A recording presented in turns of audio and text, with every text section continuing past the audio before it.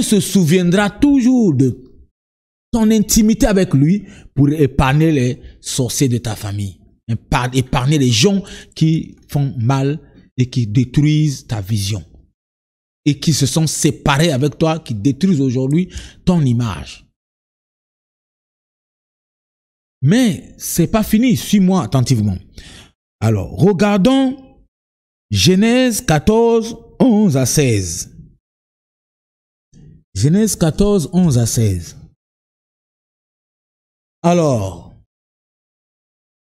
les vainqueurs enlevèrent toutes les richesses de Sodome et de Gomorrhe. Donc les rois là, la coalition royale là, lorsqu'ils ont vaincu, ils ont enlevé toute la bénédiction et toute la richesse. Et toutes leurs provisions. Et ils s'en allèrent. Ils enlevèrent aussi avec ses biens Lot, fils du frère d'Abraham, qui demeurait à Sodome, et ils s'en allèrent. Un fouillard donc vint l'annoncer à Abraham parce qu'ils avaient une alliance avec Abraham. « 14. Dès qu'Abraham eut appris que son frère avait été fait prisonnier, il arma 318 de ses plus braves serviteurs nés dans la maison. Il poursuivit les rois jusqu'à Dan. Il divisa sa troupe pour les attaquer de nuit. Lui et ses serviteurs, il battit et il les poursuivit jusqu'à Koba, qui est à la gauche de Damas. Il ramena toutes les richesses qu'on avait récupérées là. Il y ramena aussi Lot, son frère, donc le fils à son frère, avec ses biens, ainsi que les femmes et le peuple. Alors, ici, il est à noter que Abraham n'a aucun avantage militaire sur la coalition royale. Plus de 5 rois, 5 royaumes se sont mis ensemble pour combattre les 4 autres de Sodome et de Gomorrhe.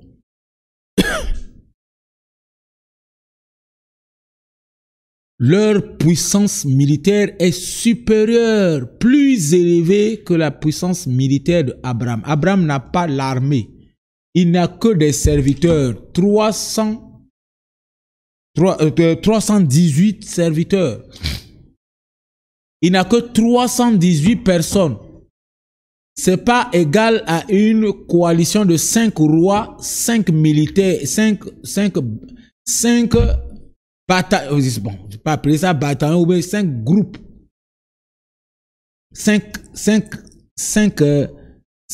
armées. Toute une armée, et les policiers, et les gendarmes, et les... par royaume. Ça faisait 5. Je ne sais pas combien de nombres ils avaient. C'est ce qui fait que sur les 4 autres, ils ont remporté la victoire parce qu'ils étaient supérieurement puissants et ils étaient supérieurement grands en nombre et en tout. Donc, ils sont arrivés à Sodome et à Gomorrhe. Les rois ont été capturés et donc ils ont tout récupéré et les habitants et les biens, ils sont allés donc dans la vallée. Alors, Abraham pouvait profiter du fait qu'il n'avait pas de poids militairement devant cette coalition-là pour s'échapper de la délivrance de l'autre. Ou pour donc protéger ses serviteurs, il pouvait les protéger en disant « Ah, militairement nous ne sommes pas puissants, ça ne sert à rien qu'on s'engage à un combat qui ne nous concerne pas. » Parce que la coalition-là est très très forte et très élevée. Et donc on préfère laisser l'autre à son propre sort. C'est lui-même qui a cherché. Mais Abraham s'est souvenu de ce qu'il est. Regardons qui est Abraham. Il est qui? Genèse 12, 2. Genèse 12, 2.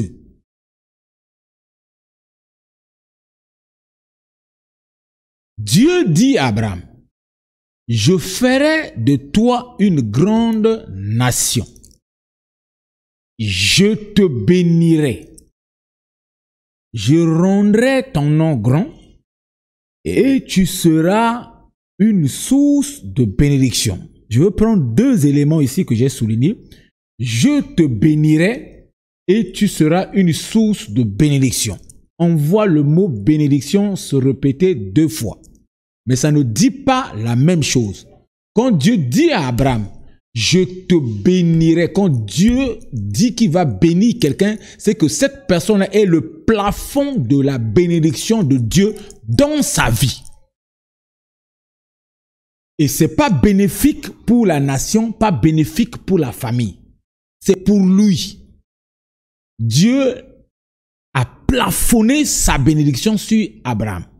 Donc Abraham est un homme béni et donc un homme riche parce que c'est la bénédiction de l'Éternel qui enrichit. Et nous avons vu comment Abraham de façon personnelle d'abord était riche et béni. À l'enterrement de Abraham, tous les bœufs aussi pouvaient être morts ou bien quelque temps après pouvaient être morts. Mais pourquoi Isaac, Jacob et tout le peuple juif aujourd'hui est béni? C'est pas la première bénédiction qui fait que ce peuple-là soit béni. Parce que là, il y a 2 bénédictions. La première, c'est je te bénirai, le plafond de Dieu.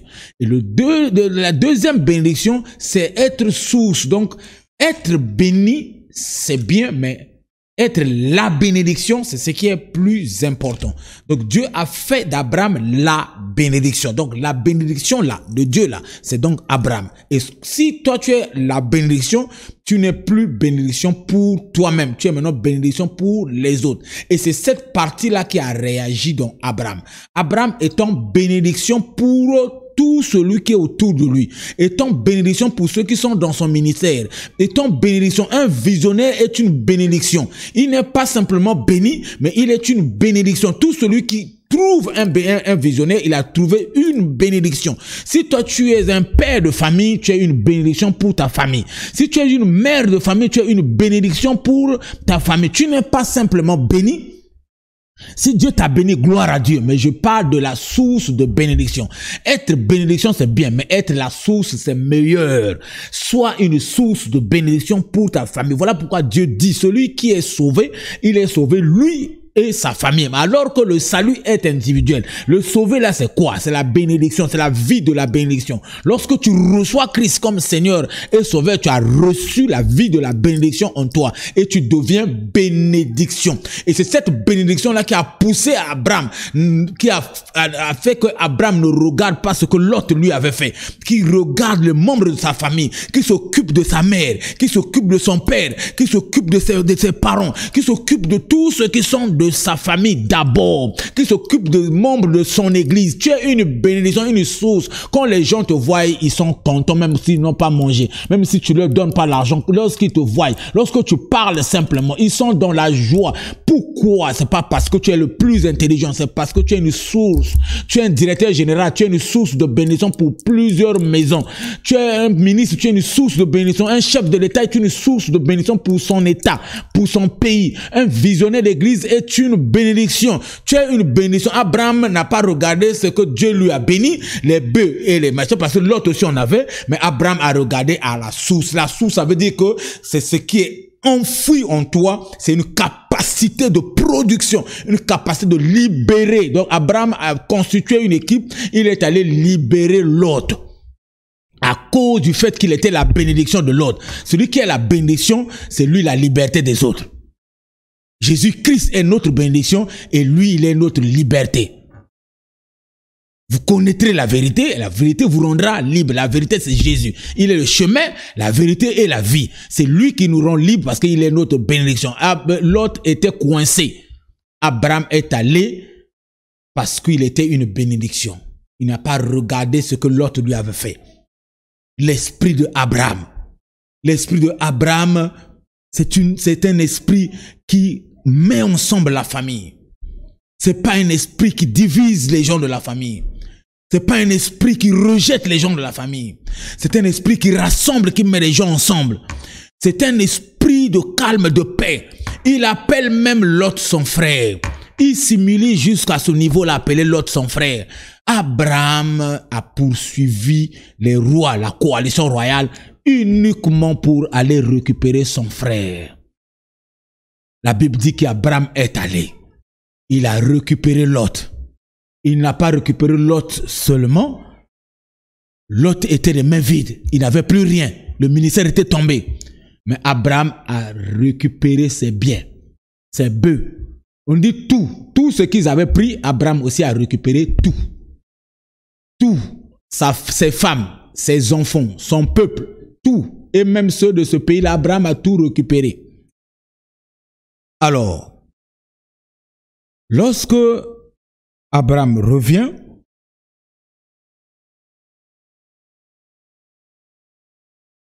Abraham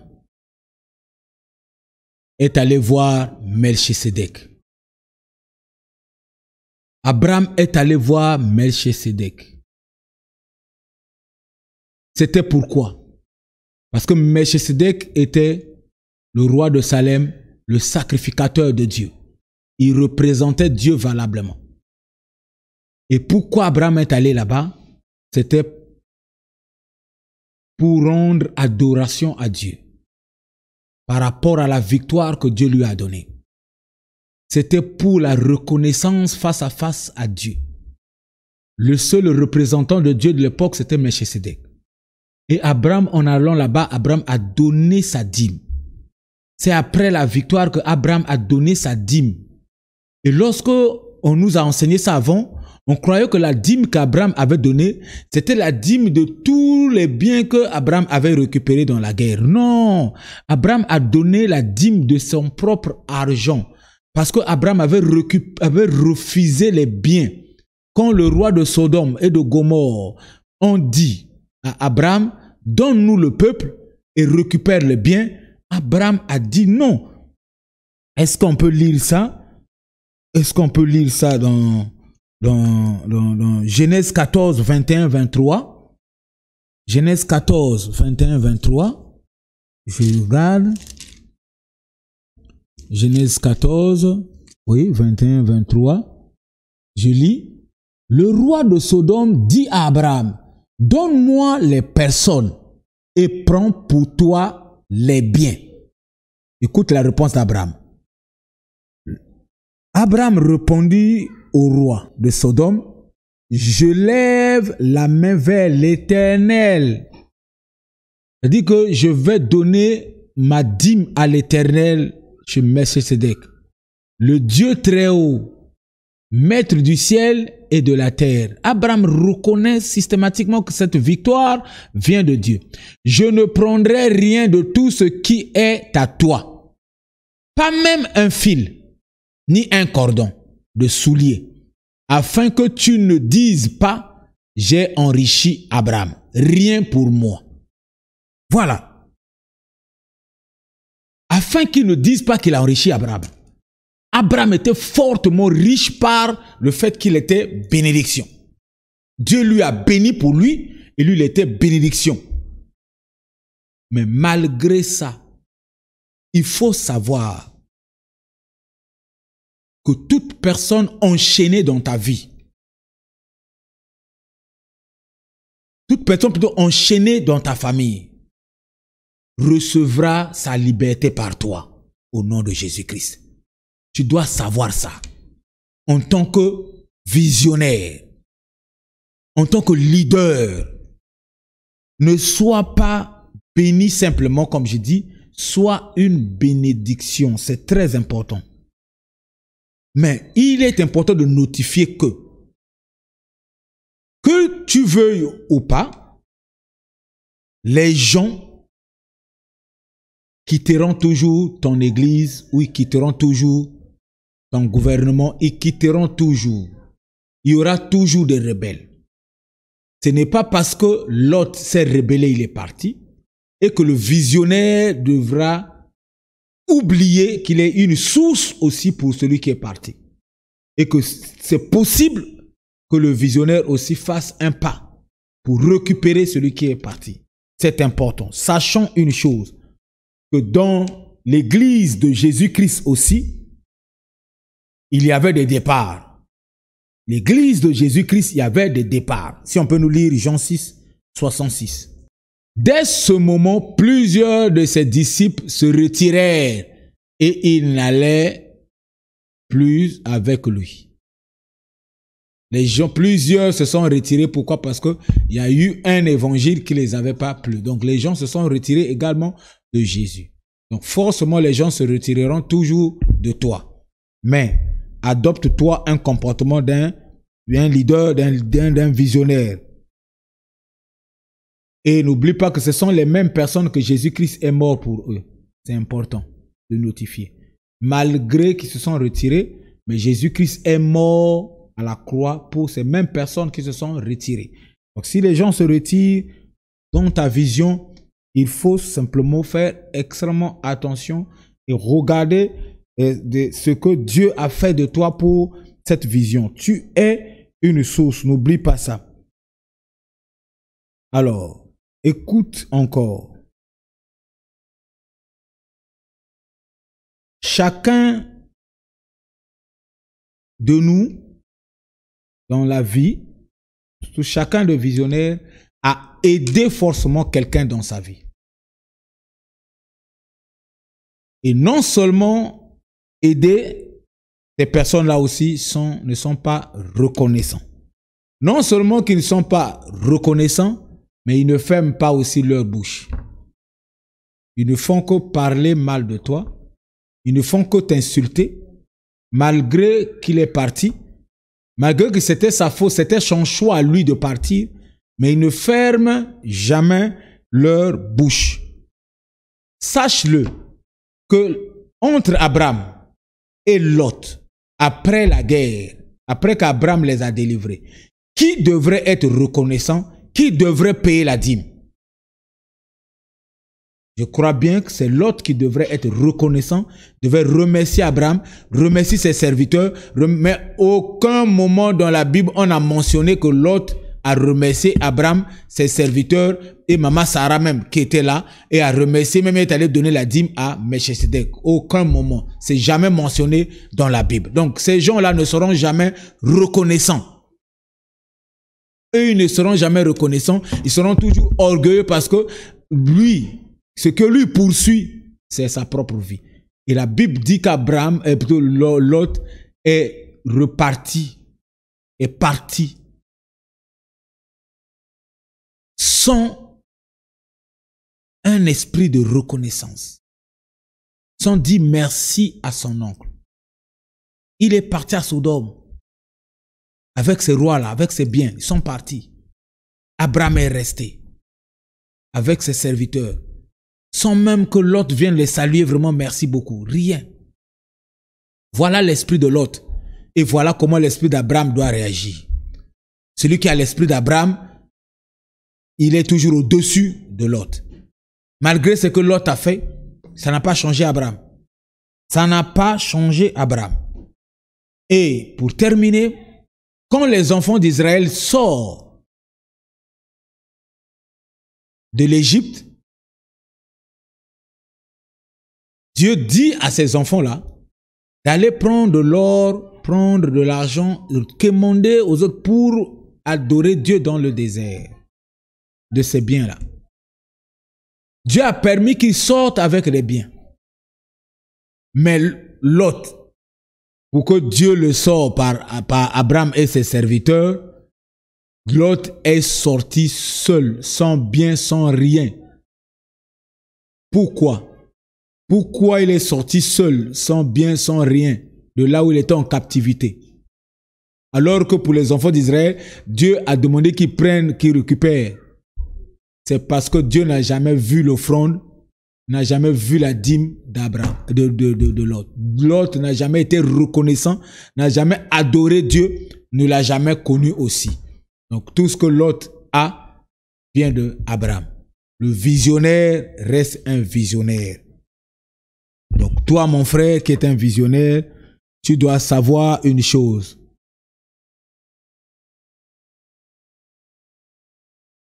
que Dieu te voit. Il voit comment tu gères le pays, comment tu gères la vision, comment tu gères la famille, comment tu gères ton entreprise, comment tu gères tes activités. Tu es un visionnaire. Sache-le et n'oublie pas que l'esprit d'Abraham est en toi. Mais ce n'est pas des sentiments. Mais c'est un esprit qui te couvre parce que tu es une bénédiction. On ne peut pas détruire une bénédiction. On se détruit tout seul en cherchant. Dieu dit à la bénédiction quoi? Je bénirai celui qui te bénira. Je maudirai celui qui te maudira. Ceux qui te bénissent, moi je les bénis. Personne ne peut bénir Abraham. Ce sont ceux qui reconnaissent sa bénédiction, Dieu les bénit. Mais ceux qui méprisent sa bénédiction, ceux qui méprisent le fait qu'il est source de bénédiction, Dieu les maudit aussi. Donc personne ne peut te maudire. Car la Bible dit, pour tous ceux qui sont en Christ, il n'y a aucune condamnation. Personne ne peut te condamner. Pratique l'amour de Dieu. Pratique la nature de bénédiction que tu as. La bénédiction de l'Éternel est spirituelle. C'est la capacité surnaturelle de Dieu que tu as, qui est une bénédiction de l'Éternel. Et cette bénédiction-là se rend naturelle par la richesse matérielle, physique, la richesse des hommes aussi. Mais sache-le que ce que tu as comme bénédiction, c'est pas l'argent simplement, c'est aussi la capacité de délivrer. C'est aussi la bénédiction que tu as, ce sont les 7 onctions ou les 7 esprits de Dieu ou les 7 dimensions surnaturelles de Dieu, dimensions spirituelles plutôt de Dieu, ou les 7 cornes ou 7 esprits ou 7 yeux de Dieu en toi. Premièrement, tu es béni de la sagesse pour résoudre tous les cas liés à la sagesse. Tu es béni par la force, la puissance, pour régler tous les cas liés à la puissance et à la force, donc à la prière. Tu es béni par la crainte de l'Éternel pour résoudre tous les points liés à la crainte de l'Éternel. Craindre les humains, ça ne t'avantage pas parce que Dieu te verra partout là où tu vas, même si tu crains quelqu'un ici. Au Congo, tu vas en Europe, Dieu te verra. Donc la crainte de l'Éternel est plus avantageuse que la crainte d'un pasteur. Quatrièmement, tu es béni de la connaissance pour régler tous les problèmes liés à la connaissance. Ici, la connaissance n'est pas gnosis, ni épignosis, ni gynosco. Ici, la connaissance est épiginosko de Dieu. La connaissance réelle de l'Éternel. Cinquièmement, tu es béni de l'esprit de conseil. Sixièmement, l'esprit d'intelligence. Et septièmement, l'esprit d'amour. L'esprit de l'Éternel te couvrira parce que tu as une bénédiction. Alors, tous ces éléments-là, regarde l'amour. Là-bas, tu as le pardon. Tu as la maîtrise de soi. Tu as la paix. Tu as la joie. Tu as le matériel et tu as le finance. Tu as les finances. Tu as tout. C'est ça la bénédiction. Donc, tu as la capacité, la puissance d'aller délivrer quelqu'un en prière. Tu as une source de bénédiction pour ta maison, source de bénédiction pour ta vie, source de bénédiction pour tous ceux qui t'entourent. Et la source n'est pas sans bénédiction. Que Dieu te bénisse.